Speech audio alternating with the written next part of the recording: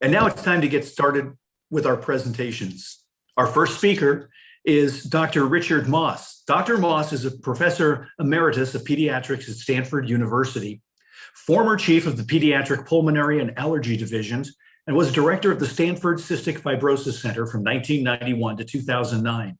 He's a frequent speaker at national and international medical conferences. His research interests have included pathogenesis, outcome measures, and treatment of chronic airway diseases of childhood, such as asthma and CF. He joined CFRI's board of directors in 2015. Many members of our community know Dr. Moss from his excellent CFRI podcasts on CF and COVID-19. He has provided our community with incredible information and guidance through the pandemic. Please give a virtual warm welcome to Dr. Moss, who will present Getting to the After Times, CF and COVID Year 2. Thank you, Jim. My voice coming through okay? Hopefully. And hopefully you see my slides. My talk, Getting to the After Times, was conceived of a couple of weeks ago. And as we know, everything changes. So I'm not sure we'll be getting to the after times anytime soon, but what I'll hope to do is focus on, in this limited amount of time I have, on really three issues related to COVID. The first is the impact on folks with CF. Second, a bit on vaccines, and then also variants, of course. So those are going to be my things that I want to do. So let's start with some data from the Cystic Fibrosis Foundation's PACE and Registry. And I was able to pull up information that's very recent, actually, Thursday's report, which shows that there are about 1,600 confirmed cases of COVID in people with cystic fibrosis. And of those, the majority, of course, are adults, although there are some pediatric cases also, including hospitalization. Total hospitalization is about 250. And if we look at the hospitalization rate, it's a little under 16%, which is actually quite good considering the vulnerability of the population. When we look at the number of deaths reported in the registry, 14, that hasn't changed in quite a while and represents less than 1% of the cases. And when you consider the overall pattern of the pandemic, we see that the community has done relatively quite well in dealing with this. And so that's information from the United States. What about over in Europe? There's a similar effort that's been conducted primarily by the UK Trust in England and also the European Cystic Fibrosis Society. And if you look at their report, it's a bit older. The latest public report was at the end of May, as you see. Very similar figures, about 1,500 cases, but only 17 deaths. The hospitalization rate in the European community is a little bit higher than in the US at about 20%. And the case fatality rate also quite low, slightly higher than in the US at 1.5%. You can see that most of these represent mild or asymptomatic cases, and most people have recovered and done quite well. So overall, that looks quite good. When we start to look at individual reports, we see, for example, a case series from Spain here in the lower left with no deaths in the cases that they've reported. Another paper looking at pediatric cases. Again, we see in this case, comparing hospitalized to the non-hospitalized pediatric cases, and this is primarily data from Europe, there are certain risk factors that start to emerge, including older age, pancreatic insufficiency, diabetes, and lower lung function, and also lack of modulator therapy.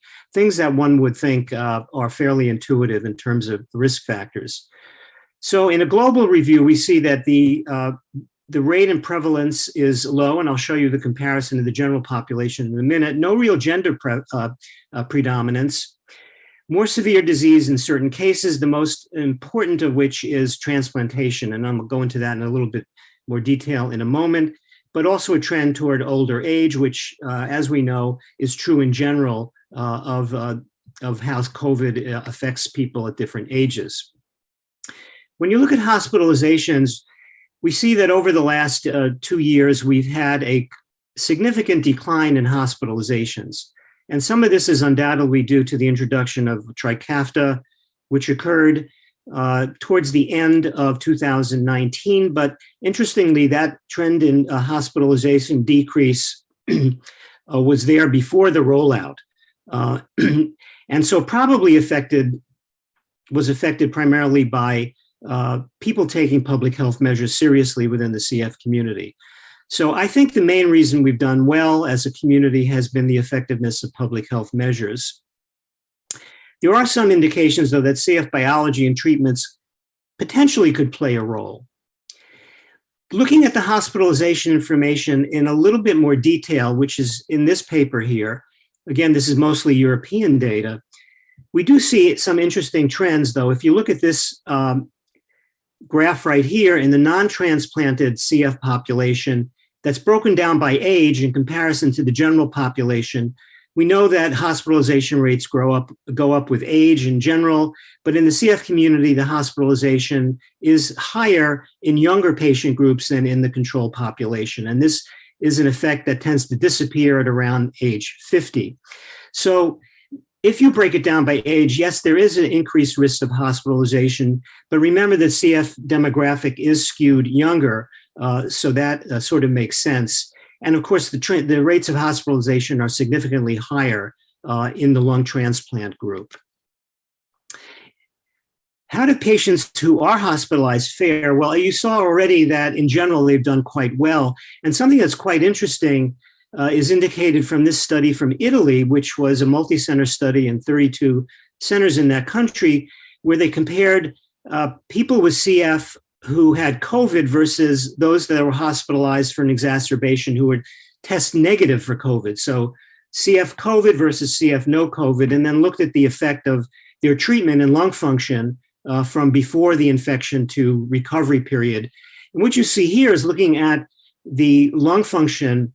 There's really no difference in the cases and the controls. That is, the people with CF that were hospitalized for an exacerbation with COVID actually did not do worse than the controls, which is, again, quite reassuring that in general, folks are handling this as well as could be expected and perhaps even better.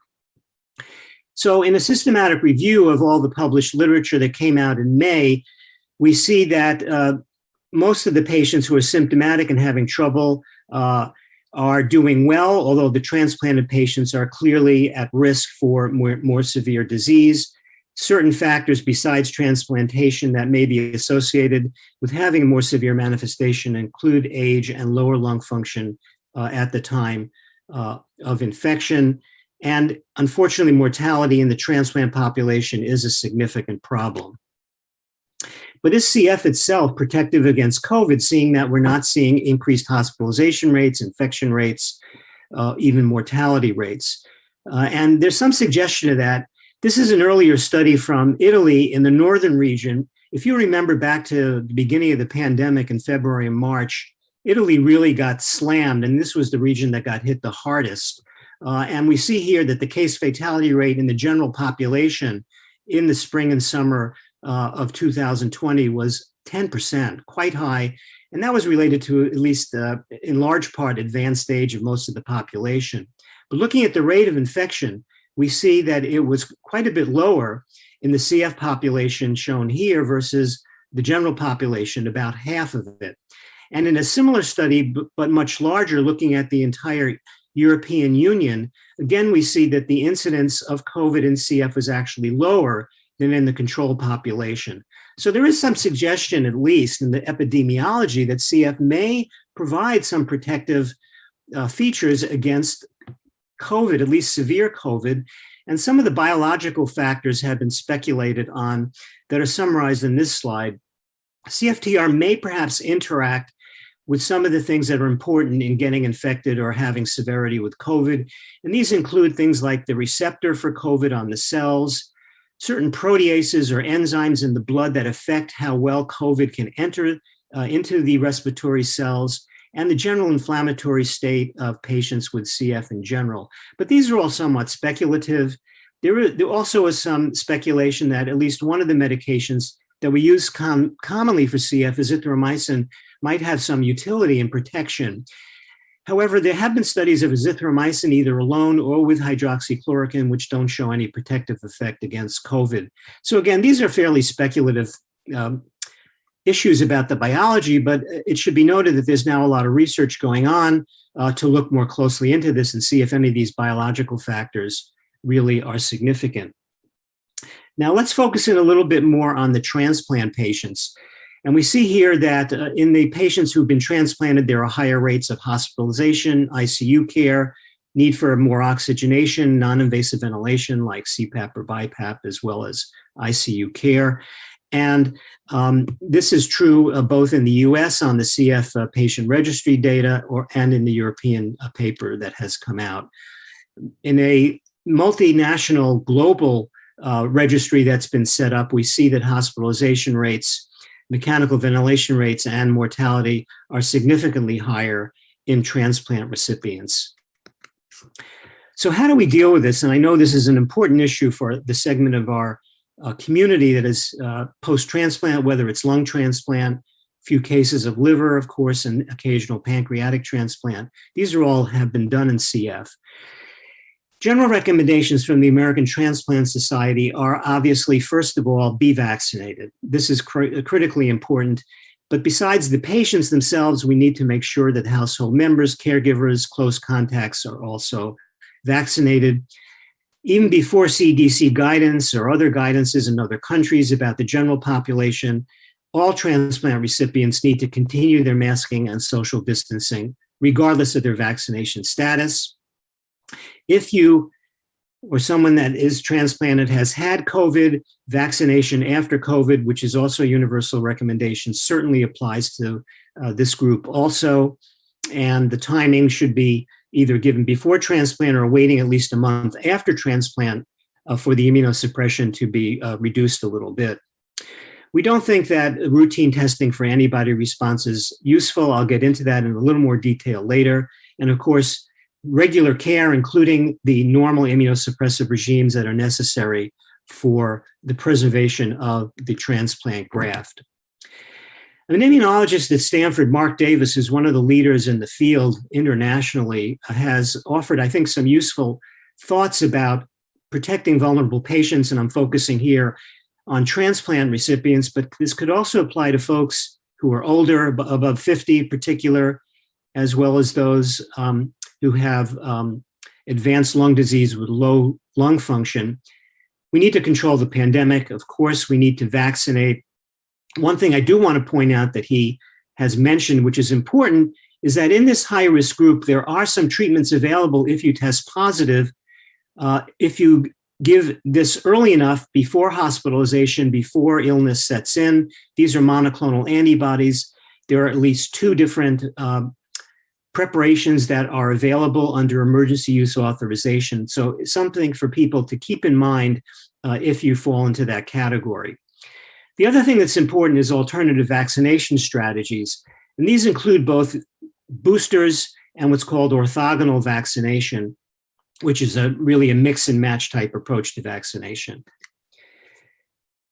If you look, for example, at a third shot, we're starting to get now some good data on the fact that this can be quite helpful. So in this particular study, which was done in a variety of different solid organ transplant recipients, including lung transplants, but also many other kinds like kidney and liver, we see that there's really very low prevalence of antibodies to SARS-CoV-2. It doesn't go up much before the second dose, only less than 10% show these antibodies, but after that booster shot, there's a nice response, but you'll see it's still less than half the population. In this study, they went ahead and gave a third dose somewhat later and saw, again, a significant increase to up to 70% now showing antibodies. And on the right-hand side, you see here the actual level of these antibodies. Again, not very much response after the first initial shot, emphasizing that need for that 2-dose regime. And this is looking at the mRNA vaccines, this Pfizer and the Moderna vaccines. Marked increase after that booster, but then a further significant increase after a booster shot. So in this population, my personal view is that it would be wise to go ahead and try and obtain a third shot. And this is something that's already happened in, for example, Israel, which is leading the world in its vaccination approach to COVID. As of this weekend, people over 60, transplant recipients and other immunosuppressed patients are being offered a third booster. Switching from sort of demographics to another thing that happened significantly this past year, the introduction of telehealth as we socially distanced and we realized that care could be delivered most safely through telehealth if a personal visit wasn't necessary. And again, we're starting to develop some data in the lower right-hand portion of the slide. You'll see here a significant improvement in people having depressive symptoms with telehealth counseling. No change in anxiety measurements, but improvement in depressive symptoms, which is certainly helpful to those who are trying to cope with this very difficult period in the history of our species. But what about the actual utility of telehealth? Do we really know that it's going to be superior or at least equal to the quarterly visits that we've been used to over the years? And how many of those visits can be replaced and so forth and so on. This is now beginning to be studied also. And what I'm showing you here is an example of a study which is being conducted in a multi-center fashion in Germany at 4 different centers in CF patients at least 12 years of age under a structured protocol where telehealth is being compared to traditional care in a randomized controlled trial, which is really the gold standard to how to decide if something is really helpful or not. And hopefully in a year or two, we'll be able to get some good information, solid data on how telehealth may or may not be helpful. Certainly in most CF centers now, it is playing a significant role. And I personally also think that we can dispense with some of the visits, especially if we develop better tools for home monitoring, home delivery of sputum specimens, things like home monitoring of lung function and so on.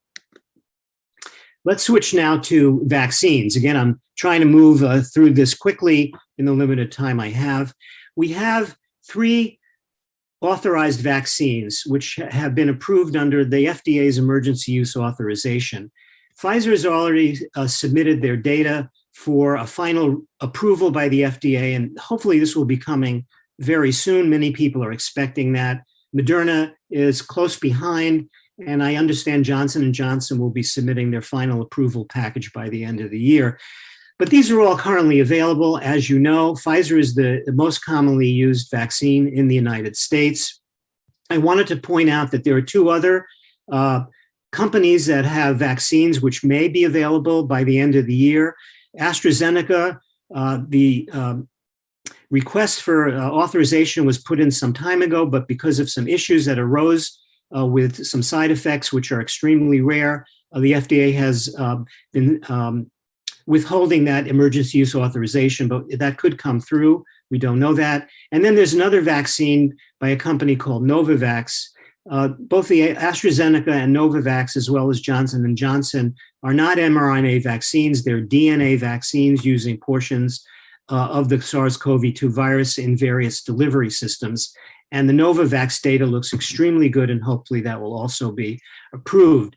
Now, how well do they really work? And again, there's been a lot of confusion here because of different outcome measures for vaccines. I'll talk a bit more about that in just a second, but I just want you to focus on these 2 columns: protection from hospitalization and protection from severe disease, which includes oxygen use that might be outside the hospital, but basically pretty symptomatic sick people. And we see very high rates of protection compared to unvaccinated people in controlled trials. And we've subsequently gotten now a raft of real world studies which basically duplicate these results, very high levels of protection from hospitalization or COVID. The wrinkle with the Delta variant is changing things somewhat, and I'll show you that in a moment. But the focus should be on the fact that these vaccines work spectacularly well at prevention of serious illness and death. So we can look at different outcomes, and part of the confusion is people mixing these up. We can look at protection from any disease, and that means infection without symptoms, infection with mild symptoms, infection with severe symptoms, hospitalization, or death. Those are all potential ways to look at efficacy. But if we look at prevention of any disease, this is a meta-analysis looking at a number of different trials and putting the results together. And you see very high levels of protection of the vaccines available in the United States, somewhat lower from some of the vaccines that are being used in China, which are manufactured there and are incidentally being used widely in other countries also. If you look at hospitalization as the endpoint, again, very high levels, all the vaccines above 75% efficacy, and many of them at 95 to 100%. If you look at severe disease, which is similar to hospitalization, but a little bit broader, again, very high levels of protection from different vaccines that have been looked at. And here's the confusing part, prevention of transmission. That is really measuring infection, which may or may not be symptomatic, and then transmission to others. And here we see much more of a spread with lower results for transmission, protection against transmission. And this relates to this whole issue of masking and continuation or revisiting public health measures, because what we're trying to do is prevent transmission to all other people, vaccinated or unvaccinated. And therefore, this is a much more difficult thing for a vaccine to achieve. To achieve 100% prevention of transmission, you would need to achieve what's called sterilizing immunity. That is protection against even carrying any virus in your nose without even knowing that you have it. That's a difficult thing to do. How do people measure protection in the laboratory? And can a laboratory test, help us in terms of learning who's really protected? Again, this is quite confusing because there are a lot of different ways to look at antibody levels as one arm of the immune system. One way to do that is what's called an ELISA test, which is simply measuring the actual level of an antibody of a various type. And there are 3 different kinds of types here shown, different classes of antibodies. And what we see is that this is a measure that is easy to do, but doesn't necessarily tell you if you're actually functioning with that antibody to prevent disease. So the way people do that, the sort of gold standard, is to do what's called a neutralization assay, which actually is a measure of how well the virus can get into a test cell in the test tube. These are respiratory cells grown in a test tube, exposed not to the virus itself. That would be dangerous in a laboratory. So what they do is they take that spike protein of the virus and put it into another harmless virus and then use that as a test of neutralization or entry of the virus into the cell. And it turns out that if we look at the ELISA test and compare it to the neutralization test, the level of the type of antibody called IgG to the part of the spike protein called the receptor binding domain, which is the very tip of this spike protein that actually attaches to the cell, correlates quite well, as you see here. Statistically very high number, but there is some spread so that you can have some variability there. And then if you look at the terms of the longevity of this antibody response, we see that there's a big boost after infection or vaccination, which tends to drop off slowly over a period of months. Now, we now know that neutralizing antibody levels do correlate very well on a population level with protection. So what I'm showing you here is the functioning of a variety of different vaccines, looking at the neutralization level on the x-axis and the protective efficacy against disease on the y-axis. And you see here that there's a very good correlation statistically, and you actually can see that above a certain level, the protection can be predicted to be helpful. The problem relies in the individual. As indicated by these bars, which indicate variability in the population. And so this test, while good on a population basis, is not good enough to really tell an individual that, yes, your neutralization antibody level is such, and therefore you're not going to get sick if you're exposed. Can't really do that. Too many other variables involved and too much variation. But on the whole, neutralizing antibodies are important. Now, let's get finally to variants. Here's the original virus, if you will, the parental strain, this SARS-CoV-2 that came out of China at the end of 2019, spread around the world. By January or February, the first generation of mutations started to appear. And the mutation is simply a change in the sequence of the genome, which is an RNA genome here, that may or may not have any effect on function. Some of these variants could be less fit to survive and some more so. If there's a change in the behavior of the virus as well as the mutation, then we get a new strain. And certain of these strains have become variants of concern because they've been noted to increase things that we worry about, like transmissibility or severity.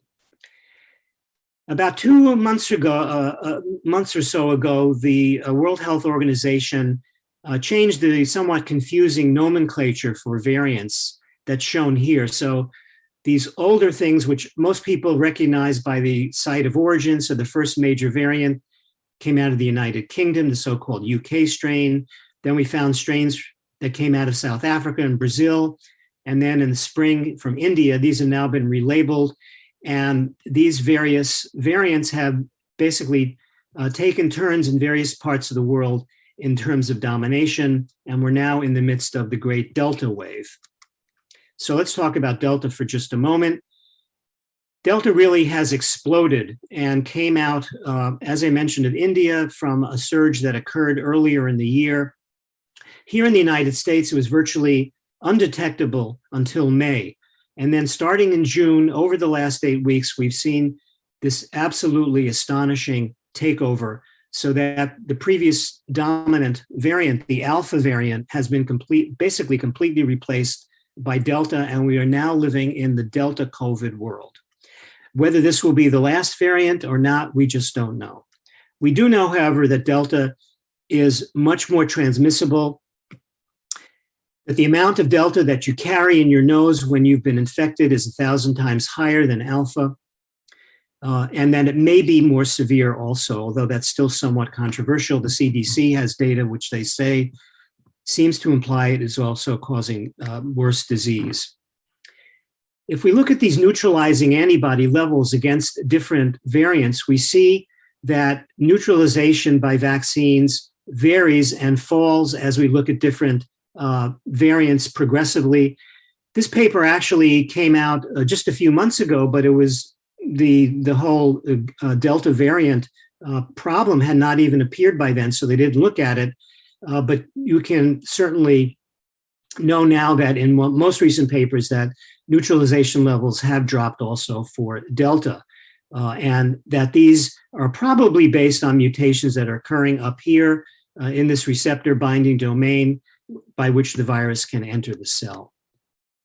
So that is bad news for sure, but we do have good news also. If we look at the response to vaccines, we see the neutralizing antibodies to vaccines against a number of different variants shown here at the top are much higher in people who receive vaccines than acutely infected people or people that have already recovered from COVID-19. And this is a log scale, so these levels are much, much higher. The vaccine is very potent at inducing neutralizing antibodies. And in terms of the protective effects, as we see here on the bottom, there is variability in terms of the protective effect of against different variants. Against the Delta virus, we now know that at least the mRNA vaccines have fallen from about 97 to 100% protection against severe disease to around 88 to 90%. So there is some drop off. And if we look at any infection, including asymptomatic infection, the most recent data from Israel indicates that this may be dropping further down into the 40 to 60% range for any infection, including asymptomatic. So that is worrisome. And in Israel is one of the reasons why they are starting to do a third shot for older people. But I want to also emphasize that when we think about protection, we're not just talking about antibodies and neutralizing antibodies in particular. The immune system has a number of different arms and capabilities. And this is a very important point. So what we're seeing here is a cartoon that illustrates a study where they looked at a variety of different measures of immune response besides antibodies. They looked at cells called memory cells, and these exist in a number of different cell populations, which when re-challenged by the same virus can induce a strong immune response. And it's felt now that although the antibody response may fall with time, and the neutralizing antibody response may fall with different variants, if we include all these other vaccine measures, we see that there is a robust protection which is lasting a long time. In this particular study, at least 6 months, almost everyone had some form of a potent immune response considering all the different arms of the immune system. And other studies suggest that this is something that's going to continue for a very long time. So I think that's a very important positive thing to remember in terms of how our immune system is dealing with vaccination. This is actual comparative vaccine efficacy comparing responses to the Alpha versus the Delta variants, looking at two different vaccines, Pfizer and AstraZeneca. These studies were done in England. And the important point here, again, is there's two things really. First of all, the mRNA vaccines do look a little more effective than at least this particular DNA vaccine. And there are lots of reasons that we could go into about that, but that's kind of complex. Protection against any disease, any illness rather, any symptomatic disease is still very high, and over 95% for severe disease of the Pfizer vaccine against the Delta variant.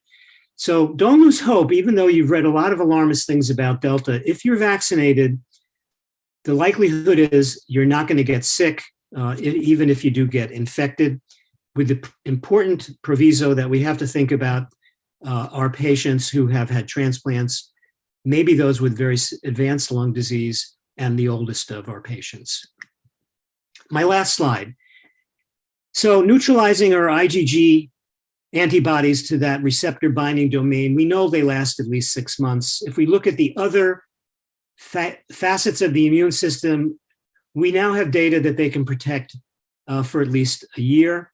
These include these cellular immunity features that we can find in the blood, in the lymph nodes, and in the bone marrow. What about breakthrough infections? They're very, very rare. 0.001% if you consider the number of breakthrough infections to the Pfizer vaccine in the United States population. So even if you read that there's breakthrough infections occurring here, there, and everywhere, try to keep in mind the fact that as a proportion of the people that have been vaccinated, it is a vanishingly small number. Absolute numbers, yes. Proportions, extremely low percentage. And these cases are almost always mild. So very few cases, as you probably heard, 95 to 100% of the people that are being admitted to the hospital now are unvaccinated people. So what about booster trials, especially when we think about our transplant recipients and others at potential risk? There are now studies that are looking at giving that third booster. I showed you one of those, but one can also imagine updating the vaccines themselves to consider a change in the variant. And this is being done now, at least for the mRNA vaccines. And there's also the possibility of giving a third shot of the original vaccine or switching to a different vaccine type, the so-called orthogonal vaccination, for example, switching from a Pfizer to a Johnson & Johnson or vice versa. Those are all things that are being studied now, and hopefully we'll have good information on that relatively soon. Our goal is to reach community vaccine immunity. I don't like to think about herd immunity. I think it's important to think about communities. Here we have a community in the Bay Area where over 75, probably over 80% of the population is now vaccinated. But we've fallen far short of that in this country as a whole. And when we consider the entire world, there are many countries where less than 10% of the population has been vaccinated. So we've got to think globally as well as acting globally. And this actually impacts on the decision to give third shots. Is that a better thing to do than to try and give more first vaccines to people in a country that don't have access? These are things that are being debated now. Adolescents, of course, are approved, so we want to give shots to everyone, at least 12. And the pediatric studies are well underway. We should have results on those, at least the earlier results, probably within the next 2 months or so. So I believe we should give vaccine mixes or boosters for immunocompromised people. And finally, I just want to close by saying that the only thing that the world lacks these days is trust. Misinformation, disinformation, tribalism. A lack of trust is what is prolonging this pandemic, and also impeding, incidentally, our preparations for the next pandemic, which is going to come. So for those that are interested, I would just point to one particular place that I think offers very good information, the so-called Vaccine Confidence Project, which is based out of London, which has wonderful ideas about how to improve vaccination rates around the world. So I'll end there, and thank you for your attention. I'll stop sharing now. Okay. And I believe Dr. Moss, thank you so much for such a necessary and important presentation. I can assure you we have been flooded with questions. Quite sadly, we've now slightly gone over the phage therapy presentation is starting. So those of you who have questions, we have documented and archived every question, and Dr. Moss has very kindly offered to come back in the next couple of weeks and do a podcast with me in which he will answer every question submitted in the chat box. So I want to thank you for today's presentation. I want to thank you for all you have shared guiding us through this pandemic this past year, keeping us informed as a community, and thank you in advance for replying to all the wonderful questions that people had. Thank you so much, Dr. Moss. Thank you.